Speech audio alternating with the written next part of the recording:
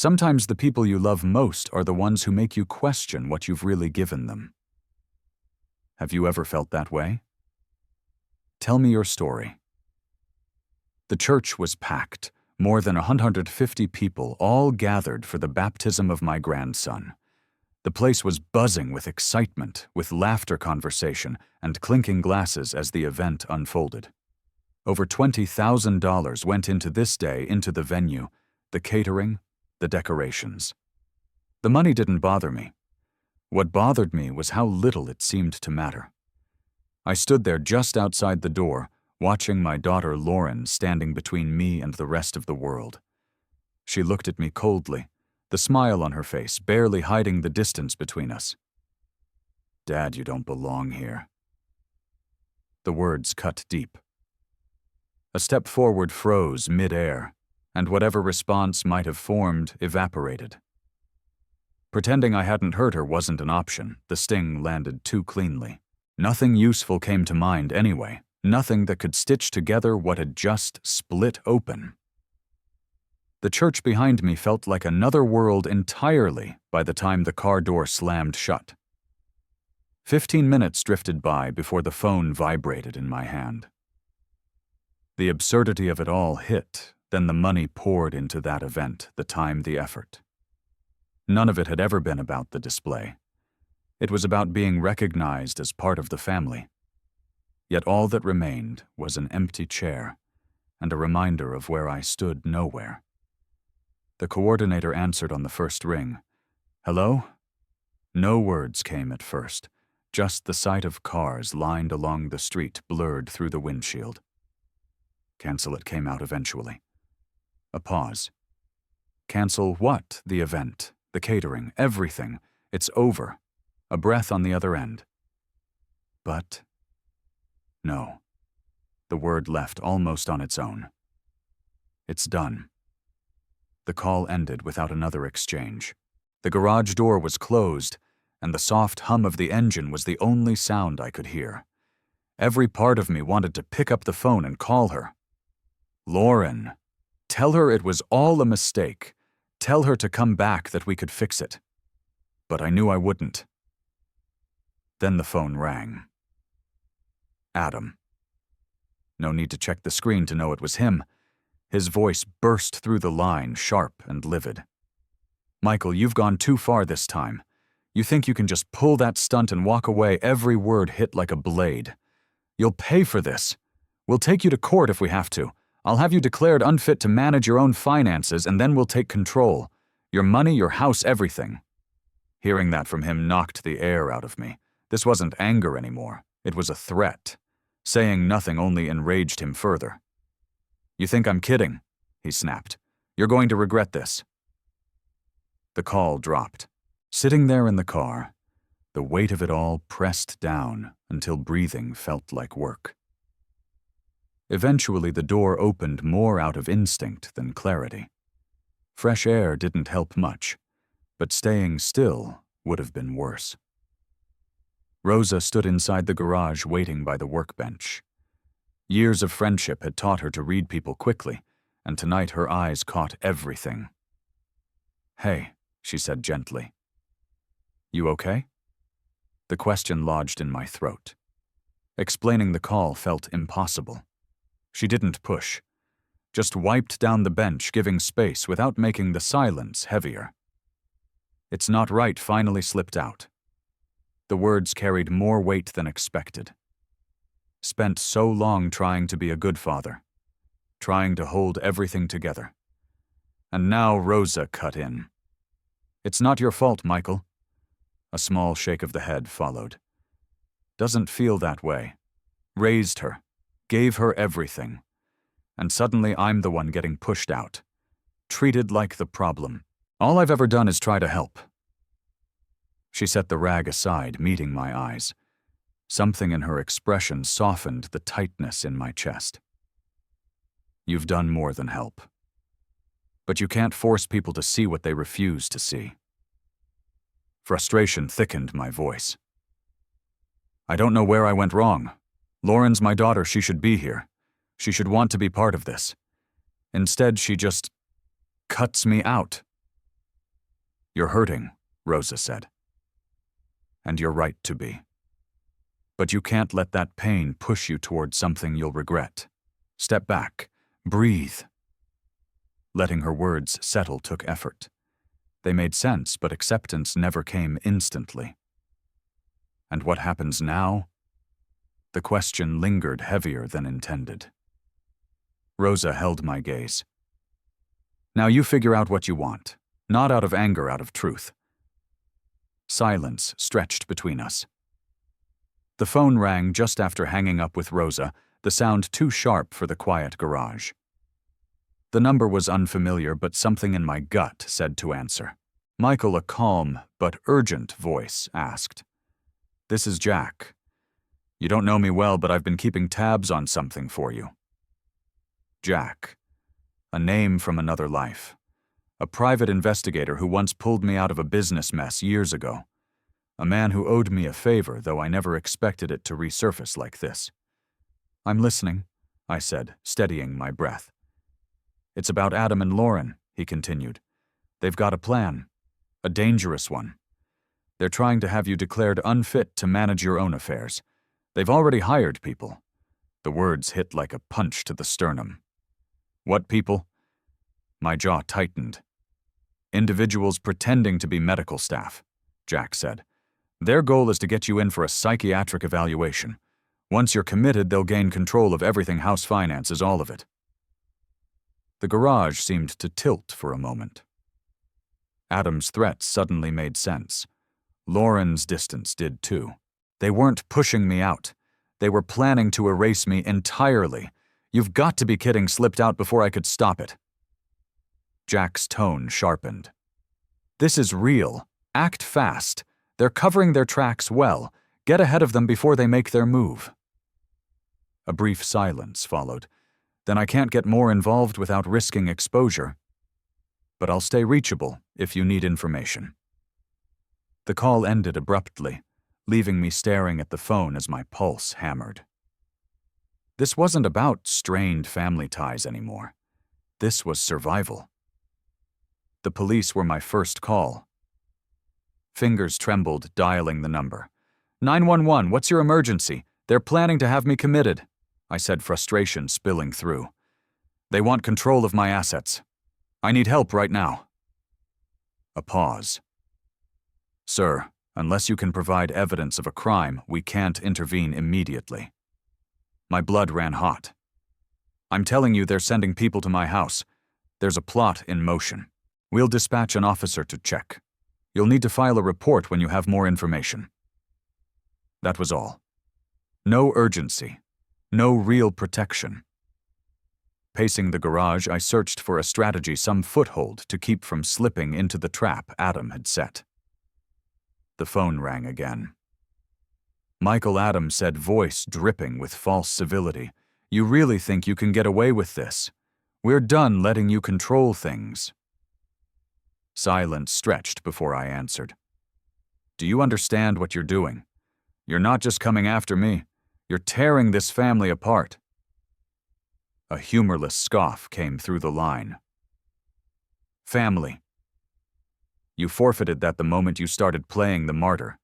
You're just an old man clinging to relevance." The hit landed deep, but not deep enough to break me. "You try to take what's mine," I said, "and I'll fight you every step of the way." The call ended. This time, the message was unmistakable. It wasn't just a disagreement anymore. I felt the truth hit like a wave breaking over me. Hours of digging through financial records finally revealed the part I'd missed. Large transfers, unfamiliar accounts, forged signatures. Not mistakes, not accidents. Adam had moved part of my property behind my back. Years of work rewritten in someone else's name. The betrayal settled deep, colder than anything I'd felt so far. Every time I thought the situation had reached its bottom, another hidden layer appeared, each one darker than the last. This wasn't just a strained relationship anymore. It was a direct attack on my future. The phone rang. Adam's voice came through with a confidence that made my skin crawl. "Michael, we need to talk about your future." His tone held no hesitation. He enjoyed the power he thought he had. "I'm listening," I said, jaw tight. "I'm filing for guardianship," he continued. "Unless you agree to let Lauren take over as your financial representative, it's the only way to keep things stable." Arrogance dripped through every word. He wasn't negotiating, he was issuing terms. "What the hell are you talking about? Don't make this harder than it needs to be," he said smoothly. "Lauren will handle your finances from now on. If you resist, we'll take it to court. Once the judge hears what's been happening, you'll lose everything." He had already decided I was the problem. He had already planned the outcome. "You're out of your mind," I said. "I'm not handing over control to either of you." Adam chuckled low and cruel. "You won't have a choice. Fight me, and I'll make sure everyone believes you're unstable. You won't win." The call ended the silence afterward, cutting sharper than his words. The anger hit first, then the fear. And under both the unmistakable truth, Adam wasn't bluffing. He was already too far into whatever scheme he'd built around my name. A knock at the door snapped me out of the spiral. Rosa stepped into the garage, reading the tension on my face before I said anything. "You look like you're carrying the world on your shoulders," she said gently. Words didn't come right away. She waited steady patient like she had 100 times before. "I found the transfers," I said finally. "He's been moving things without me knowing." Her expression hardened. "You're shocked, but you're not surprised." A slight shake of the head. "Doesn't make it easier." She moved closer. "You can't let them strip you down like this. Not after everything you've survived. If you back down now, they'll take everything. You have to stand your ground." A bitter breath left me. "I don't know if I have that kind of strength left." "You do," she said, no hesitation. "You've been through worse storms. You need to decide what you're willing to fight for." Her words cut deeper than Adam's threats because they were true. Every instinct told me to retreat, to collapse under the weight of it all. But retreating meant surrender, and surrendering meant losing everything that still mattered. The days after Adam's call felt like a noose tightening. The pressure wasn't just financial, though that alone could crush anyone. It was the steady drip of betrayal. Lauren and Adam didn't stop. More messages came, each one pushing harder, all circling the same threat sign: over control or lose everything. It was like they were testing how close they could push me to the edge. Mornings grew heavy. Sleep didn't help. Every day brought a new knot of doubt and confusion. The forged documents Adam had buried were nearly impossible to trace. Accounts I'd never heard of, signatures twisted just enough to look real. How had this gotten so far? How had I missed all of it? Lauren felt like a stranger now. The girl I had raised, the daughter who once trusted me, was suddenly silent, distant, following Adam's lead, turning away without hesitation. Pressure built from every direction. Even friends I once counted on began slipping away. Their calls grew shorter, their voices careful, rehearsed. They weren't checking on me. They were waiting to see if I would surrender. Adam's lies had poisoned everything. Then Marcus called. "Michael," he said, his voice uneasy. "I think you need to know something." A chill crept through me. "What is it, Marcus?" "It's about Adam." "I've been helping him." The words landed like a punch. My grip tightened around the phone. "He's got plans for your assets," Marcus continued quickly. "I didn't realize how far he would go. I thought it was harmless paperwork adjustments. He told me Lauren would take over, that you needed help. I believed him." My breath went thin. "You've been part of this. I swear I didn't think it was wrong. He said you were overwhelmed, that it was time for someone else to handle things. I thought I was doing the right thing." The room seemed to shrink around me as I paced. "You should have come to me. You could have asked. You didn't have to join them." A long silence followed on his end. I never expected it to turn into this. I'm sorry, Michael. I truly am. The apology didn't land. It had nowhere to go. Trust doesn't repair itself on a single breath. You were one of the few people I counted on, I said. Clearly, I was wrong. His voice cracked with guilt, but I didn't wait to hear it. The call ended with a sharp click that echoed in the small room. It came unexpectedly, like a hand reaching through the dark when you thought you were beyond saving. The letter was simple, plain, no return address, just a name at the bottom. Darren Steele. The man had been my legal consultant years ago, a sharp, meticulous lawyer who helped me navigate a tricky business deal. We'd lost touch over time, but he'd always been someone I respected. Opening the envelope, I found a single sheet of paper. Darren had written to me, explaining that he had been keeping an eye on the situation without my knowledge. He'd uncovered something important, something I couldn't afford to ignore. Adam had left a trail that Darren had followed. A set of fraudulent documents had been filed to transfer my assets without my consent. The scope of it was staggering. Adam hadn't just stolen a small amount, he'd managed to move a substantial portion of my holdings under fake names and shell companies. The documents were crafted well enough to almost escape notice. Almost. But Darren had found the gap, the one tiny flaw that could bring everything crashing down. It felt like a breath of fresh air, but it was short-lived. My mind raced. I had a weapon now, something concrete to go after Adam with. But how far could this go? Could I really prove it in court? Darren was offering no guarantees, only a chance. I was left with the feeling of being on the edge, teetering between victory and defeat. I spent the next few days digging deeper into everything. My hands shook as I went through each document, each financial statement. The deeper I looked, the more I realized how tangled Adam had made everything. I wasn't just fighting him anymore. I was fighting a web of lies, forged signatures, and carefully constructed narratives designed to strip me of my power. The pressure built up with each phone call. I ignored each message from Adam demanding I give in. He was relentless. You're out of your depth, Michael. His voice echoed in my head. You'll never win. You're a man past his prime. Lauren wasn't much better. She started spreading rumors about me. She told people I was struggling mentally, that I couldn't be trusted to manage my own finances.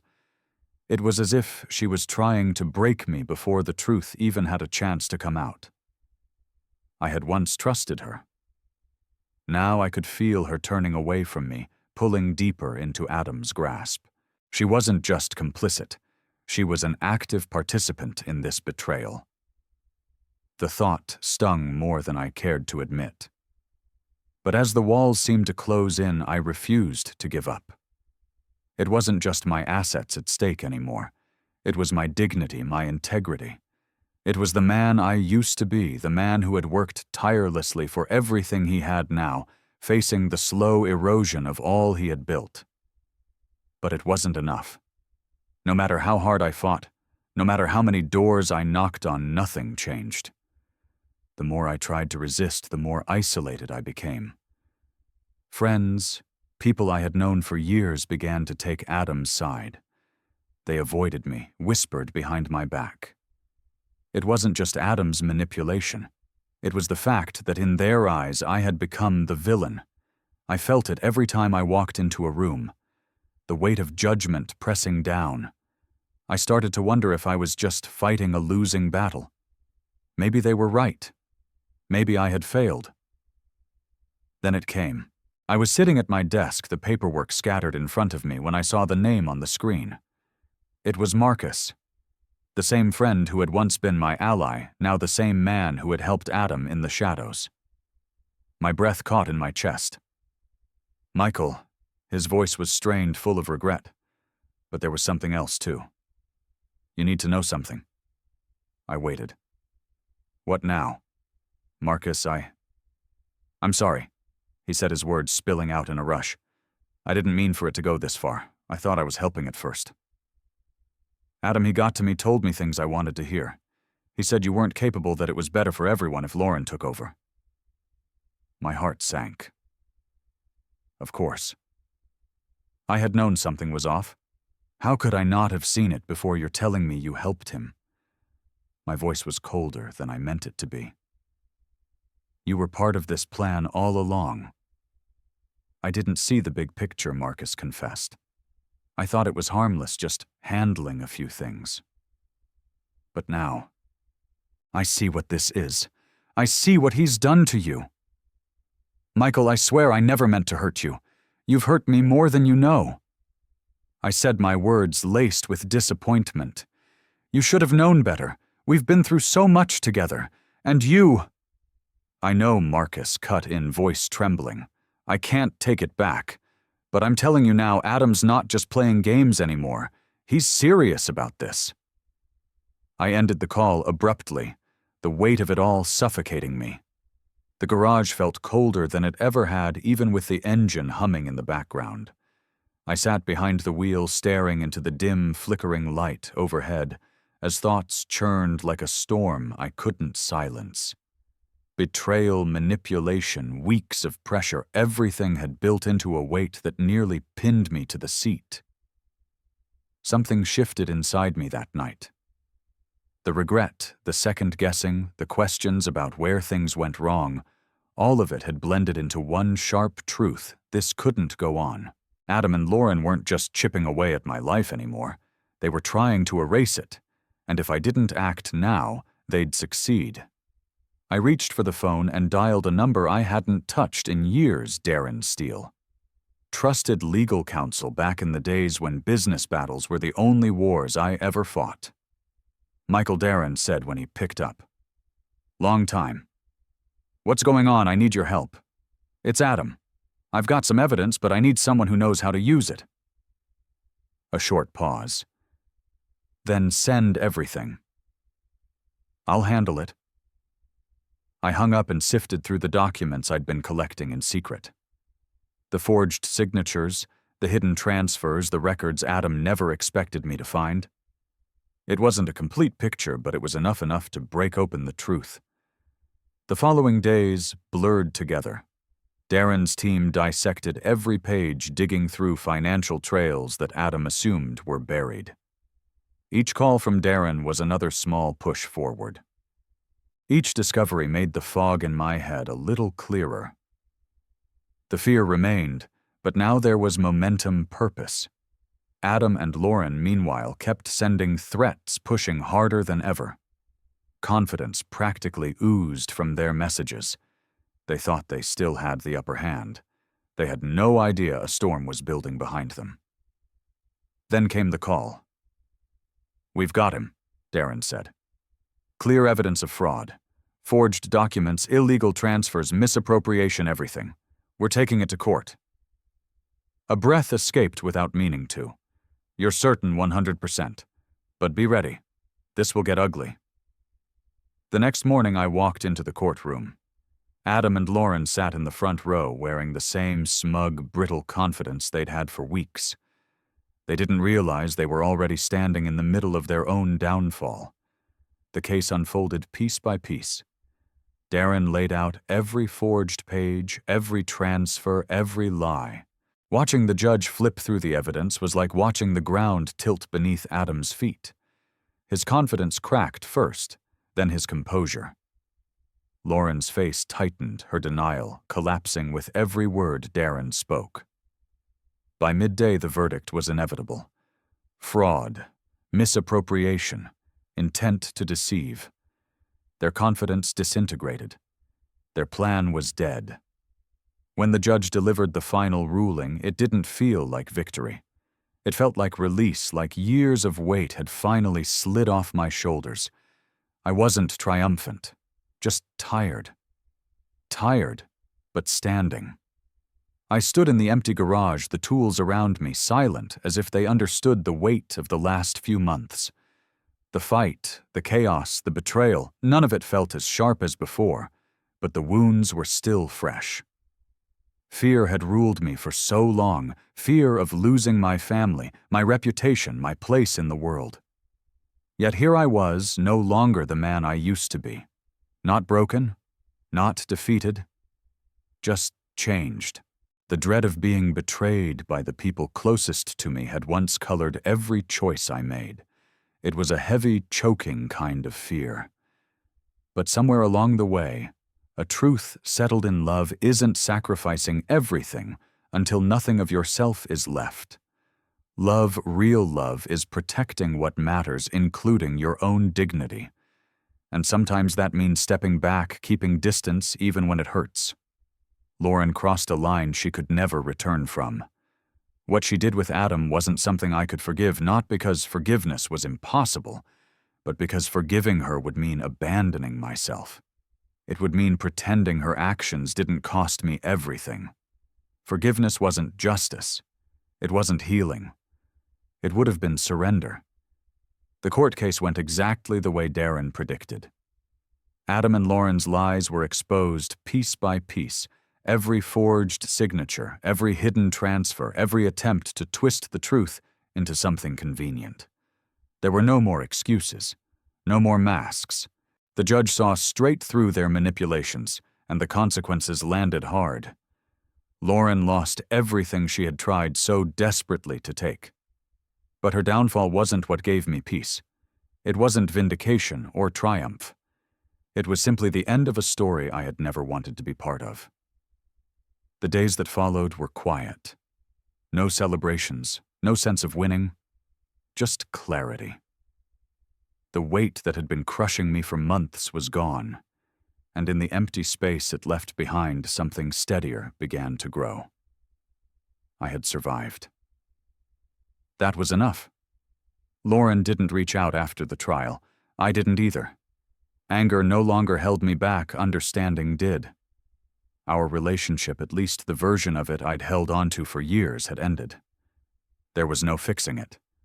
We had both made choices, and the consequences had spoken louder than any apology ever could. So I went back to what I knew. Back to the garage. Back to work that made sense. Hands-on tools, engines humming metal and grease instead of lies and courtrooms. It wasn't some grand healing ritual. It was simple, steady grounding. Between jobs, I started helping with charity events around town. Fundraisers, community projects, small ways to give back after years spent trapped in the wrong battles. It felt right. It felt honest. And slowly people returned. Neighbors, old customers, even a few friends who had drifted away when things got dark. They asked me to help with repairs, invited me to gatherings, offered support. I let them in this time. Pride didn't keep me at arm's length anymore. Peace didn't come all at once. It crept in, gradually settling in the moments. I wasn't whole, not completely. Maybe no one ever is. But I felt steady. Certain. Grounded. Lauren's choices wouldn't define me. Adam's betrayal wouldn't be the last line of my story. The truth had come out, and I was still standing. As the garage door rolled shut one evening, the silence wrapped around me, not heavy, not suffocating, just calm. The chapter was closed, but my life wasn't. There was rebuilding to do of my business, my home, my sense of self. The man who stepped out of that courtroom wasn't the same man who walked in. He carried scars, yes, but also clarity, strength, and a sense of worth that no one could strip away again. That was enough.